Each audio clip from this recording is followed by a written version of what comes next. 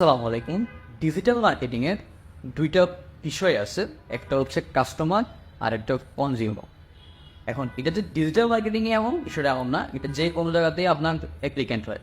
তো কাস্টমারটাকে আর কনজিউমারটাকে, কাস্টমার হচ্ছে যিনি ক্রয় করে আর কনজিউমার হচ্ছে যিনি ভোগ করে। তো এদিকে বিষয়টা হচ্ছে, ধরেন আপনি কোনো একদিন কোনো একটা দোকান থেকে কোনো একটা প্রোডাক্ট কিনছেন, হতে পারে যে কোনো কিছু। এখন ওই প্রোডাক্টটা যদি আপনি নিজে ভোগ করেন, সেক্ষেত্রে আপনি নিজে একজন কাস্টমার, আপনি নিজেই একজন ভোক্তা। কিন্তু ওই প্রোডাক্টটা আপনার পাশাপাশি যদি অন্য কেউ ভোগ করে, আপনার ফ্যামিলি মেম্বার যদি কেউ ভোগ করে, সেক্ষেত্রে ওনারা হচ্ছে ওইটার ভোক্তা। কারণ ওনারা এটা সরাসরি কোনো টাকা দিয়ে বা কোনো ধরনের আর্থিক লেনদেনের মাধ্যমে এই জিনিসটা কিনে নেয়। ওই জিনিসটা কিনছে কে? ওই জিনিসটা আপনি কিনছেন। যেহেতু আপনি কিনছেন, সেক্ষেত্রে আপনি একজন কাস্টমার, আর যারা ভোগ করতেছে তারা হচ্ছে কনজিউমার। তো আমরা এখান থেকে বলতে পারি, একজন ক্রেতা সবসময় একজন ভোক্তা হতে পারে, কিন্তু একজন ভোক্তা কখনো একজন ক্রেতা হতে পারে। আশা করি বিষয়টা বুঝতে পারছেন। ধন্যবাদ।